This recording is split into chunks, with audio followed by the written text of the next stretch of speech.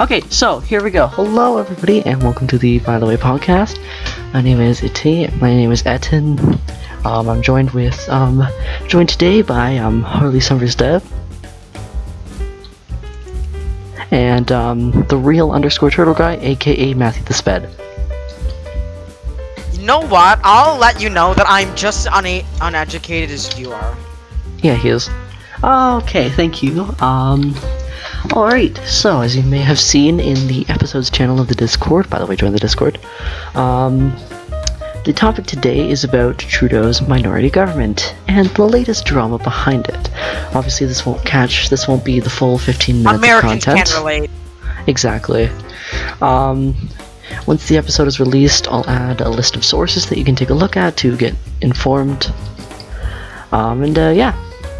So we're gonna get right into this. So, if you haven't heard, the leader of the Bloc Québécois vows to seek Sick accent, by the way.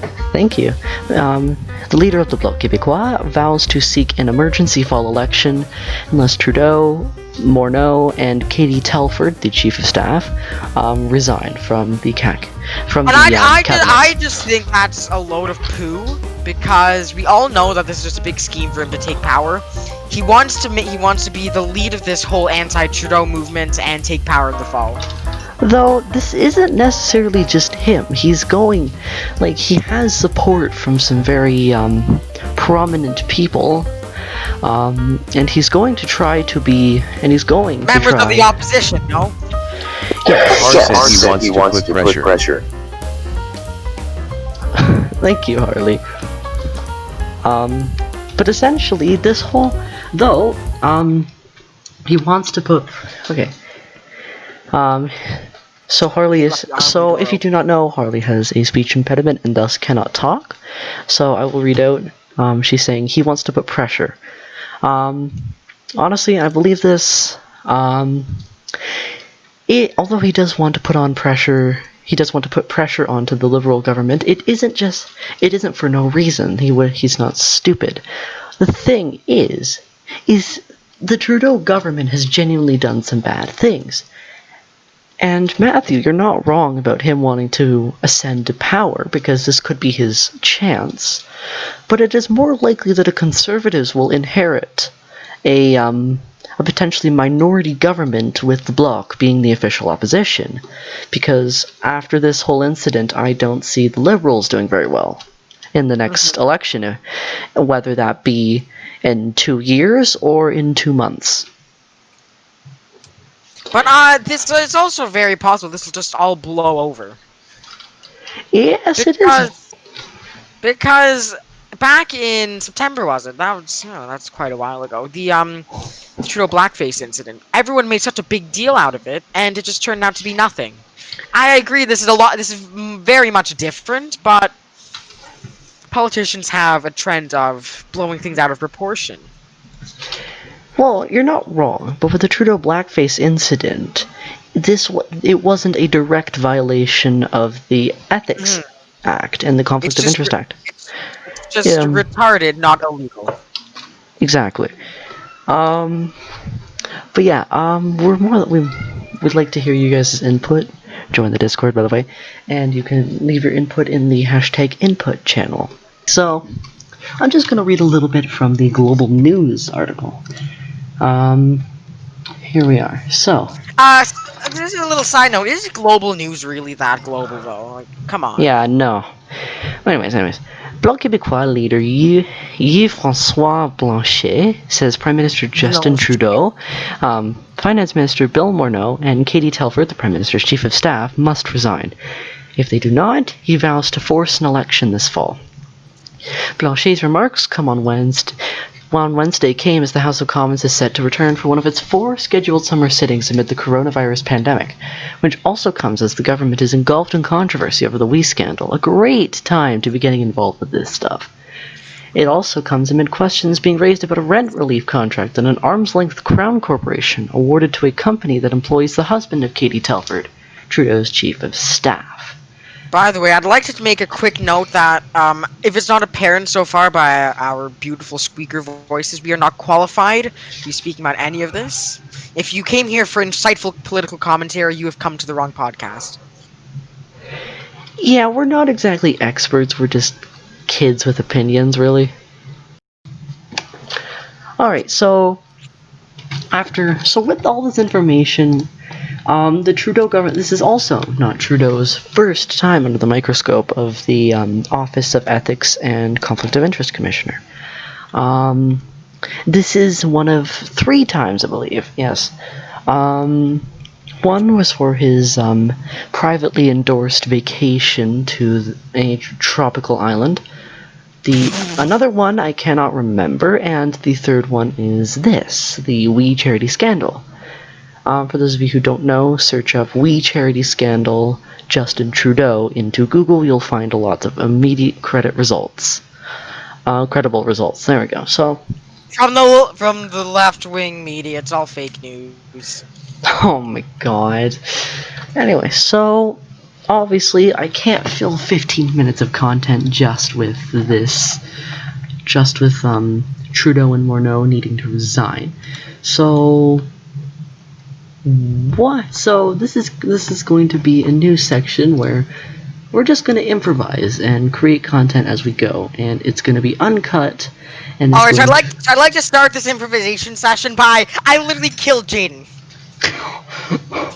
That's a great way to start this.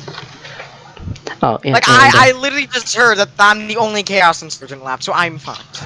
Goodbye. Goodbye.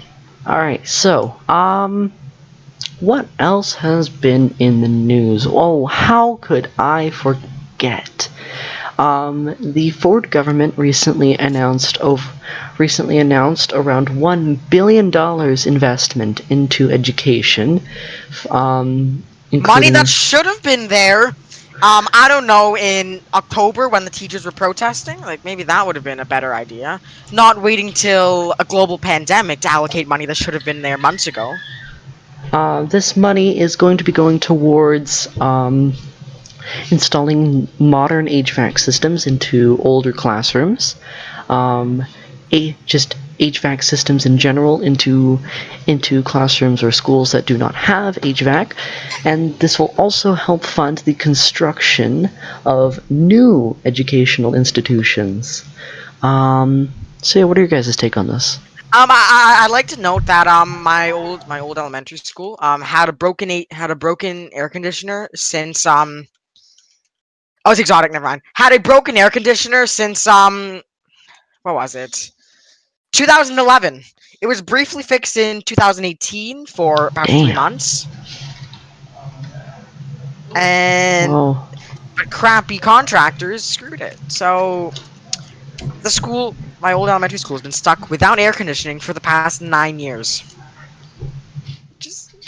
I think this money is great.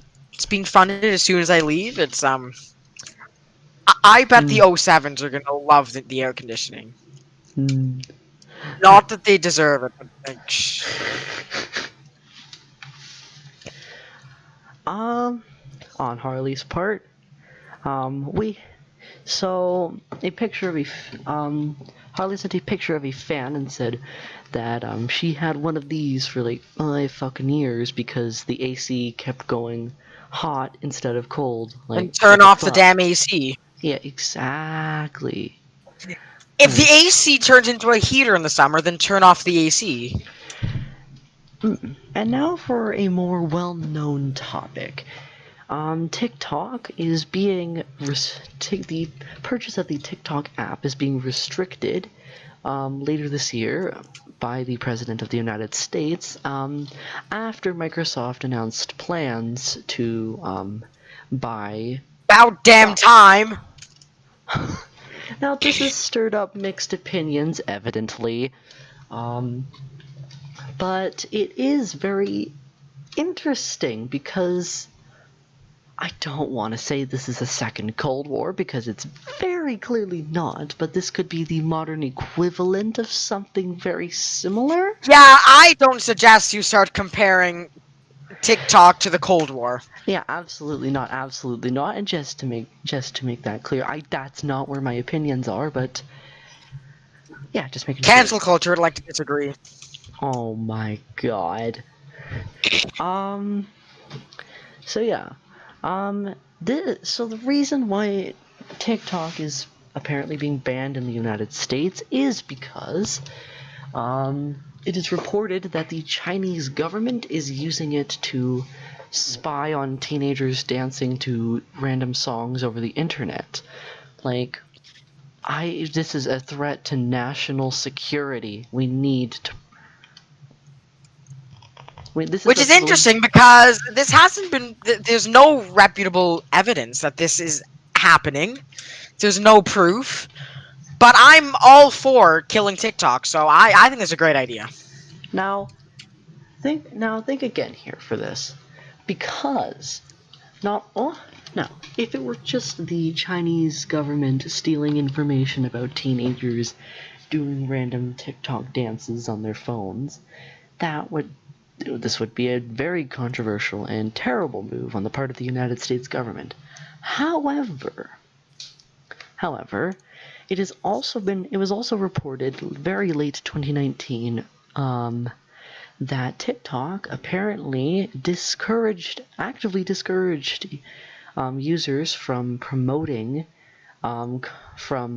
making content that promoted LGBT rights, which, if you want to know more about that, you can search up TikTok ban LGBT content. You'll find articles from around December 2019. It has been reported that changes to their terms of service have been made since this incident, but I could not find any credible evidence that this is the case. I would like to say that while I don't support dodgy terms of services, responsibility partially lies on the consumers for not reading the terms of service. If it's written explicitly that it will record data, then you can't not read the terms of service and then blame the company for stealing your data. But then think of it this way. Facebook is a great example, honestly, because you want to post on a social media platform, right? But you don't want to have your data stolen. So what does that get you? Well, you just don't sign up for the app. But if the US government ruled in their favor, then every platform would add something similar to their terms of service. And then people would practically not be able to go on really any social media website for fear that their information is going to be leaked. So it shouldn't be on the fault of the consumers because it shouldn't be on the fault of the consumers if there are dodgy terms of service.